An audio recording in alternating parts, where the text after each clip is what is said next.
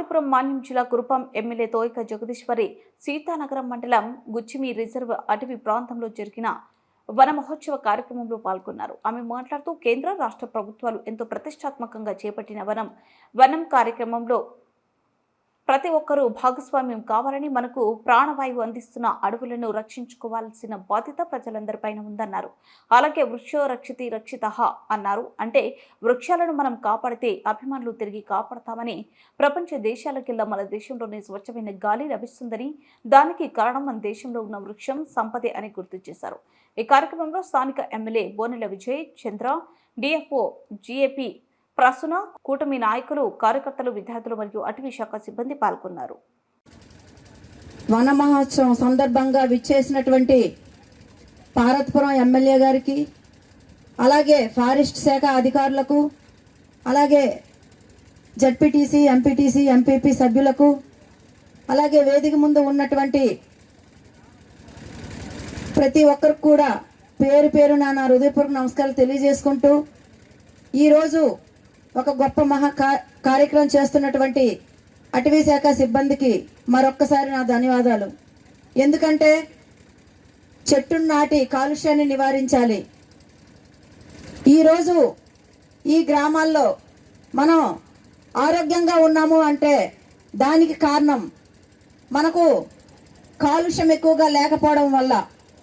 లేదు అనేసి అంటే ఎక్కువగా ఉన్నటువంటి సిటీల్లో ఉన్నటువంటి ప్రజలు అనేక రోగాలతో ఇబ్బంది పడుతున్నారు. ఈ చెట్లు లేకపోవడం వల్ల వర్షాలు కూడా తగ్గిపోవడం జరుగుతుంది. కాబట్టి మనం అందరం కూడా మనిషికి ఒక చెట్టు నాటినట్లుగా అయితే రాబోయే తరాలకు, మన భవిష్యత్తు భావి తరాలకు మంచి ఒక దిశానిర్దేశం చేసినట్లుగా ఉంటుంది. కాబట్టి ప్రతి ఒక్కరం కూడా మన బాధ్యతగా ఈ చెట్లు నాటాలి అనే విధానాన్ని ప్రతి ఒక్కరు కూడా పాటించాలి.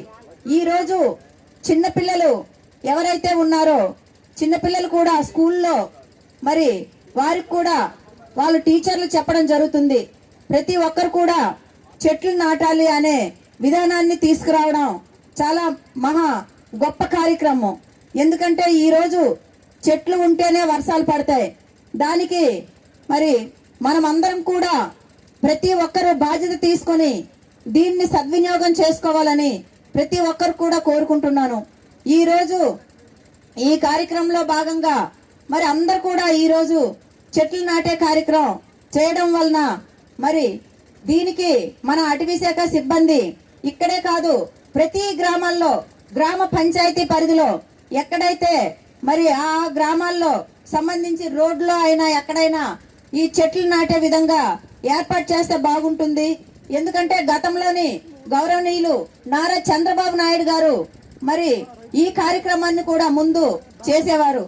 కాబట్టి అదే విధంగా ప్రతి దగ్గర కూడా సర్పంచులు, ఎంపీటీసీలు ఉంటారు. కాబట్టి ఆ పరిధిల్లో మరి మన గ్రామాల పరిధిల్లో రోడ్ల ప్రక్కన మనం చెట్లు